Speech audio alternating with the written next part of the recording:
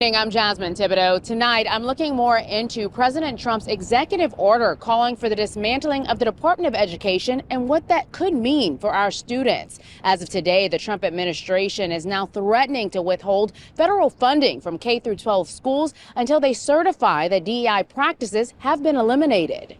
The Education Department sent a notice to states and schools letting them know they have 10 days to do so. According to AP News, federal funding makes up a small portion of public school budgets in many states, about 14%. Money that helps educate students who are low income, disabled, or in need of extra support. While eliminating the DOE would take an act of Congress, our Parish reporter Angie Toussaint is speaking with Louisiana Superintendent Cade Brumley for his thoughts on the order. Jasmine, one of the first questions I asked Superintendent Brumley was how these cuts will impact K-12 education here in Louisiana. He acknowledged that there were still many unanswered questions about the impact of these cuts, but he fully supports President Donald Trump's efforts to remove the Department of Education. In fact, he said he doesn't think the DOE in Washington should exist. I appreciate President Trump and Secretary McMahon's leadership on this particular issue. From what I can understand, they certainly want to empower states. They want to expand parental choice options. They want to chase academic excellence. And so we support all those endeavors.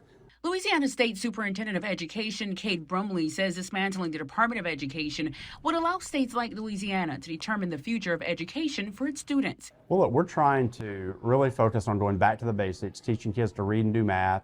We're trying to redesign high schools, accelerate parental rights. A full dismantling of the DOE would require approval by Congress, but there are questions about how removing the department would impact state funding and grant programs. Almost 14% of funding for public K-12 education comes from the DOE. Here in Acadiana, quite a bit of federal funds goes towards local school boards. Iberia Parish received $52.1 million in federal funding in 2024, Lafayette Parish $101 million, and St. Landry Parish $79 million in federal funds last year.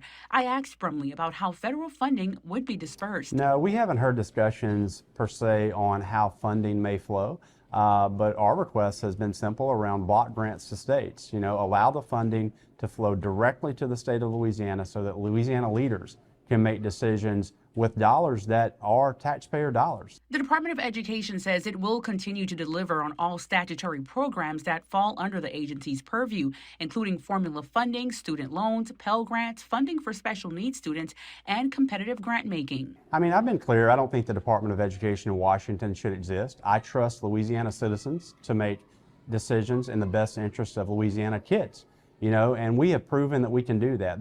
Now, Brumley is adamant that while there are still many unanswered questions about the full impact of these cuts, a state-led approach to education will be better off for Louisiana. I'm Angie Toussaint, your North Lafayette Parish reporter for KATC TV3.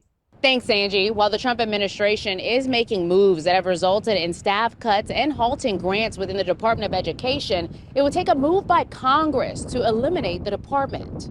I spoke with Louisiana Democratic Congressman Cleo Fields, a big supporter of public education. He explained how he hopes Congress will respond on the issue and how this could affect students in Louisiana. When you lay off these employees and you just eliminate programs, it certainly doesn't get us closer to improving the quality of education. It pushes us further back. So I would say to those constituents in your area, no, the Department of Education is not eliminated through this executive order. It is really gutted, and hopefully Congress will push back a little bit on this, because the Department of Education is certainly a department that's needed, particularly in a state that's not doing as well with K through 12 education. Fields explained to me that the Department of Education keeps track of progress within schools, and without that, it could affect our students by not having the necessary data to detect problems within schools.